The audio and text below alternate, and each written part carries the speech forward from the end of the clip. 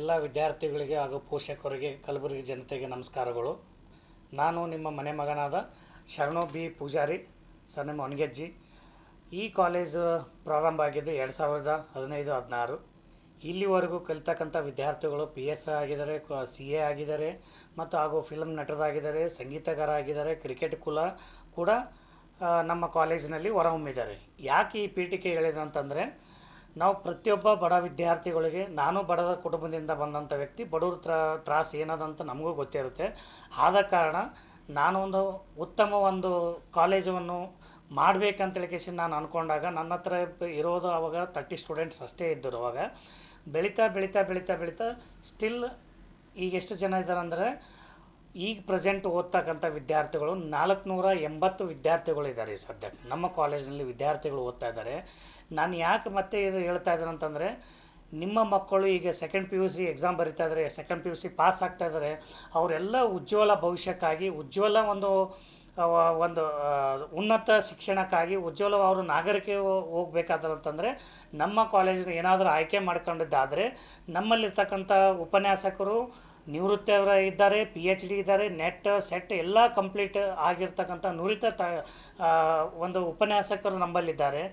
ಅದಕ್ಕೋಸ್ಕರ ನಾವೇನು ಮಾಡ್ತಾಯಿದ್ದೋ, ನೀಟಾಗಿ ಪಾಠ ಮಾಡೋದಾಗಲಿ, ಸ್ಪೋಕನ್ ಇಂಗ್ಲೀಷ್ ಆಗಲಿ, ಕಂಪ್ಯೂಟರ್ ಕ್ಲಾಸ್ ಆಗಲಿ ಮತ್ತು CET ಕ್ಲಾಸ್ ಆಗಲಿ ಎಲ್ಲವನ್ನು ಒಳಗೊಂಡವೆ. ಒಂದು ಸರಿ ಕಾಲೇಜಲ್ಲಿ ಎಂಟ್ರಿ ಕೊಟ್ಟರೆ ನೀವು ಈ ಕಾಲೇಜ್ನಲ್ಲಿ ಒಂದು ಉತ್ತಮ ಪ್ರಜೆಯಾಗಿ ಹೊರಗೆ ಹೋಗ್ತೀರಿ. ನಿಮ್ಮ ಮಕ್ಕಳು ಮೊಮ್ಮಕ್ಕಳಾಗಿರ್ಬೋದು, ನಿಮ್ಮ ಅಕ್ಕ ತಂಗಿ ಮಕ್ಕಳಾಗಿರ್ಬೋದು, ಯಾರೇ ರಿಲೇಷನ್ಸ್ ಆಗಲಿ, ನೀವು ಎಲ್ಲರೂ ಉಪನ್ಯಾಸಕರು ಅಥವಾ ಪೋಷಕರಿಗೆ ತಿಳಿಸೋದೇನಂತಂದರೆ, ನಿಮ್ಮ ಮಕ್ಕಳನ್ನು ಇಲ್ಲಿ ಪ್ರವೇಶ ಸೇರಿಸಿ ನಿಮ್ಮ ಮಕ್ಕಳನ್ನು ಉಜ್ವಲ ಭವಿಷ್ಯ ಮಾಡಿಕೊಳ್ಳೋ ಜವಾಬ್ದಾರಿ ನಮ್ಮದಾಗಿರುತ್ತದೆ. ಯಾಕಂದರೆ ಉನ್ನತ ಶಿಕ್ಷಣ ಮಟ್ಟದಲ್ಲಿರ್ತಕ್ಕಂಥ ವ್ಯಕ್ತಿಗಳು ಬರ್ತಾರೆ. ತುಂಬ ಜನ ಬೆಂಗಳೂರಾಗಿರ್ಬೋದು, ಧಾರವಾಡ ಆಗಿರ್ಬೋದು, ಬಿಜಾಪುರದಿಂದ ಆಗಿರ್ಬೋದು, ಮಂಗಳೂರು ಟೀಚರ್ಸ್ ಆಗಿರ್ಬೋದು, ಎಲ್ಲವನ್ನು ಶಿಕ್ಷಣ ಏನು ತಜ್ಞರಿದ್ದಾರೆ ಅವರಿಗೆಲ್ಲವನ್ನು ನಾವು ಕರೆಸ್ತೀವಿ. ಮತ್ತು ಅವ್ರಿಗೆ ವೈಯಕ್ತಿಕವಾಗಿ ಮಕ್ಕಳಿಗೆ ಕೌನ್ಸ್ಲಿಂಗ್ ಮಾಡ್ತೀವಿ. ಅವ್ರ ವೈಯಕ್ತಿಕ ಕುಂದುಕೊರತೆ ಆಗಿದ್ದಾರೆ, ಯಾರೋ ವ್ಯಕ್ತಿ ವಿದ್ಯಾರ್ಥಿ ಕುಂದುಕೊರತೆ ಏನಂದ್ರೆ, ವೈಯಕ್ತಿಕ ಮಾನಸಿಕವಾಗಿ ಒತ್ತಡಕ್ಕಿಂತ ಒಳಗಾಗಿರ್ತ ವಿದ್ಯಾರ್ಥಿಗಳಾಗಿರ್ಬೋದು, ಯಾವುದೇ ಕುಲಂಕುಷ ವಿದ್ಯಾರ್ಥಿಗಳು, ಆ ವಿದ್ಯಾರ್ಥಿಗಳಿಗೆ ನಾವೇನು ಮಾಡ್ತೀವಿ ಅಂತಂದರೆ, ಪರಿಪೂರ್ಣವಾಗಿ ಕೌನ್ಸ್ಲಿಂಗ್ ಮಾಡ್ತೀವಿ.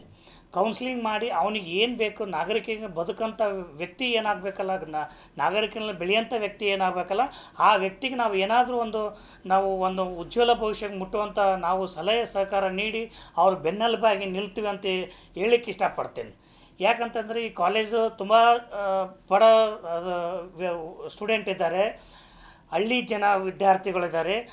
ಪ್ರತಿಯೊಂದು ಹಳ್ಳಿ ವಿದ್ಯಾರ್ಥಿಗಳಿಗೆ ನಾವು ಅವರಿಗೆ ಫೀಸಲ್ಲಿ ಶುಲ್ಕದಲ್ಲಿ ಕಡಿಮೆ ಆಗಿರ್ಬೋದು, ಅವರು ಹೆಚ್ಚಿನ ವಿದ್ಯಾರ್ಥಿಗಳು ಓದಿದ್ದಾರೆ ಅಂತ ತಿಳ್ಕೊರು ಅವ್ರಿಗೆ, ಮತ್ತು ಅದರಲ್ಲಿ ಫೀಸಲ್ಲಿ ಕಡಿಮೆ ಮಾಡ್ತೀವಿ. ಯಾರು ಅತಿ ಹೆಚ್ಚು ಈಗ ಪ್ರಥಮ ಸೆಮಿಸ್ಟರ್ ವಿದ್ಯಾರ್ಥಿ ಇರ್ತಾನೆ, ಈಗ ಬಂದಲ್ಲ ಅವ್ನಿಗೆ 85% ತೆಗೆದಂತಂದರೆ ಅವನಿಗೆ ಮತ್ತೆ ಫೀಸಲ್ಲಿ ಕನ್ಸೆಷನ್ ಇರ್ತದೆ. ಮತ್ತು ಈ PUCಯಲ್ಲಿ 85% ತೆಗೆದ್ರಂದರೆ ಅವ್ರಿಗೆ ಉಚಿತ ಇರ್ತದೆ. ಮತ್ತು ಹ್ಯಾಂಡಿಕ್ಯಾಪ್ಟದಲ್ಲಿ 50% ಇರುತ್ತೆ. ಮತ್ತು ಆರ್ಮಿ ಮಕ್ಕಳಿಗೆ 50% ಇರುತ್ತೆ. ಬಡ ರೈತರ ಮಕ್ಕಳು ಅಂತ ಇದ್ದಾರಂತಂದರೆ ಅವರಿಗೆ ಶುಲ್ಕದಲ್ಲಿ ವಿನಾಯಿತಿ ಇರ್ತದೆ.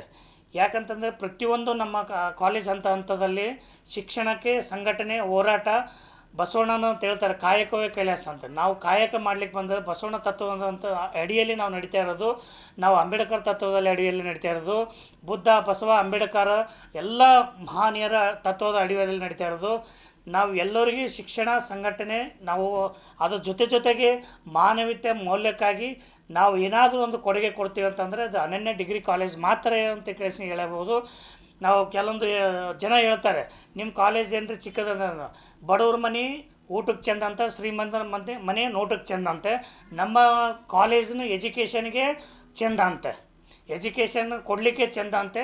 ನೀವು ಒಂದು ಸಾರಿ ಪ್ರವೇಶ ತೆಗೆದುಕೊಳ್ಳಿ, ನಿಮ್ಮ ಮಕ್ಕಳಿಗೆ ಉಜ್ವಲ ಭವಿಷ್ಯ ಮಾಡಿಕೊಡ್ತೀವಿ ಅಂತ ಹೇಳಲಿಕ್ಕೆ ನಾನು ಇಚ್ಛೆ ಪಡ್ತೀನಿ. ಮತ್ತೊಮ್ಮೆ ತಮಗೆ ಧನ್ಯವಾದಗಳು. ಮತ್ತು ಕೈ ಮುಗಿದು ಕೇಳ್ತಾ ಇದ್ದೀನಿ, ನೀವು ಪ್ರವೇಶ ತೆಗೆದುಕೊಂಡು ಬನ್ನಿ. ನಾವು ನಿಮ್ಮ ಮಕ್ಕಳ ಜೊತೆಗೆ, ನಮ್ಮ ಅಣ್ಣ ತಂಗಿ, ಅಕ್ಕ ತಂಗಿ ಅಂತ ನಾವು ಅವ್ರ ಜೊತೆಗೆ ಇರ್ತೀವಿ.